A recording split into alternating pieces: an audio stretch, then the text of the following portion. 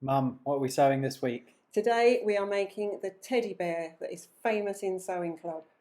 Oh, it looks like a little demon, the fabric on that bear. I hope it ends up looking cute. It's great fun. It's stars and moons, that fabric. So what have you got here? You've got two buttons, a third button that's a heart. Here's one you made earlier, a couple of pieces of fabric. Just showing you what it will look like when it's finished.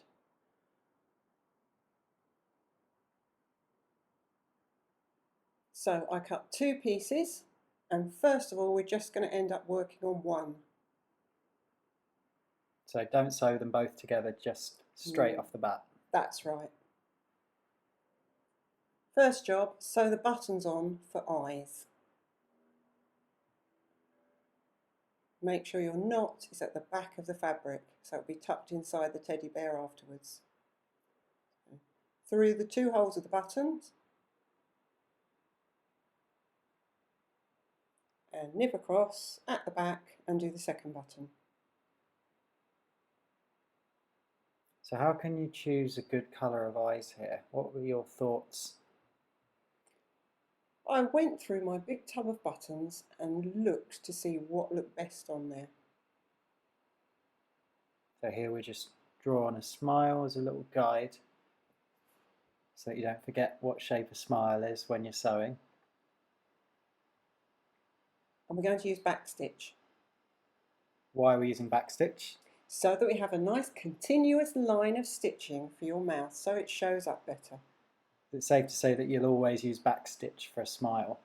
I think you're right there. Okay.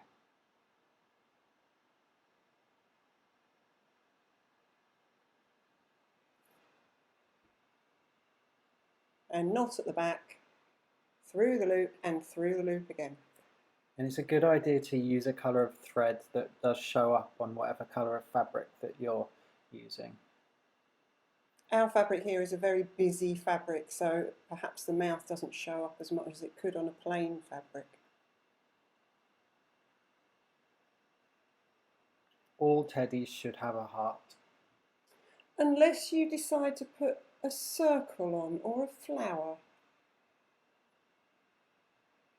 Do you want a heartless teddy is the question you've got to ask yourself.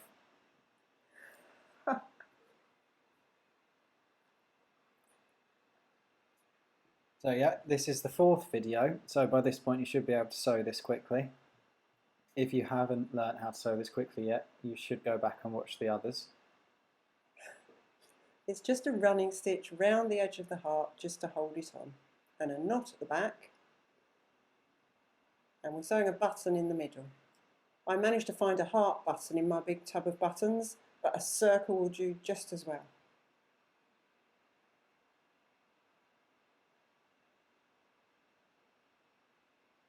So that's one side finished for now. Now we're putting the two sides together, match them really carefully. And I'm marking where I'm going to leave a gap. Why would I leave a gap? So you can stuff your teddy. Yay! Otherwise it'd just be a flat teddy. Oh, we can't have a flat teddy.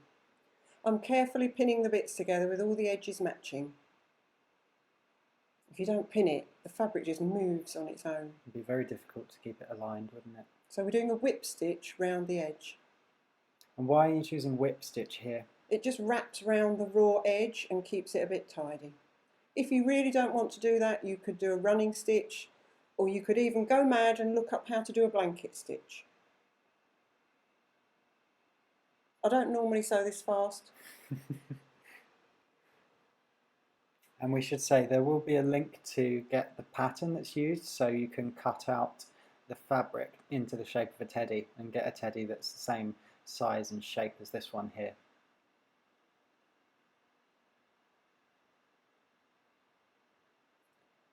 It's quite a long way round the edge, so I think you're watching is me joining another piece of fabric on, another piece of thread.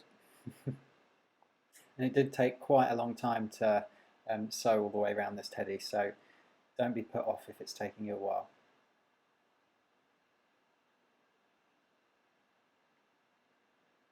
And just getting round the final leg here.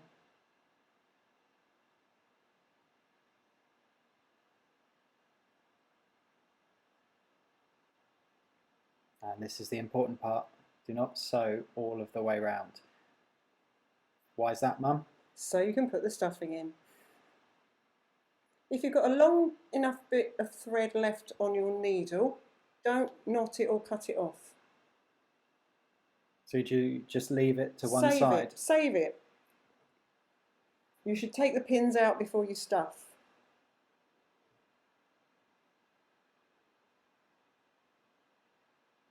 How well stuffed should you stuff your teddy? Not too much. You don't want it to blow up? No. And make sure you get the stuffing in all of the corners, in his arms, his legs, and his horns. The ears. His ears. Push it right out to the farthest bits first. So push it right to the ends of his ears, right to the ends of his hands, and right to the ends of his legs. And what sort of stuffing are you using here? This is polyester toy stuffing, but you could chop up an old t-shirt if someone doesn't want it. Or find one of Mum's or Dad's and just tell them, I've turned your t-shirt into a teddy. They can't be mad about that. No one could be mad about you making a teddy.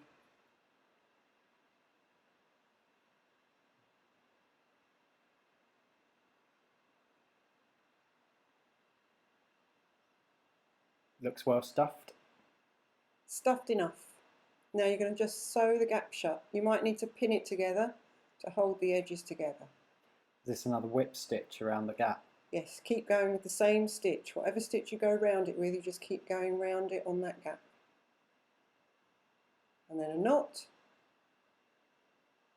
Thread the needle through the stuffing so you can cut the end off a nice long way away from the knot. And then just snip away any stuffing that's hanging out if there is any. And there you go.